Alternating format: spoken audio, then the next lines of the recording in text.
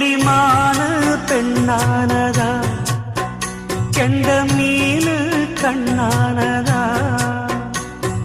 பூ முடிச்சு பொட்டு வச்சு புன்னகையில் தேன் தெளிச்சு பக்கம் ஒரு சொர்க்கம் வருதா.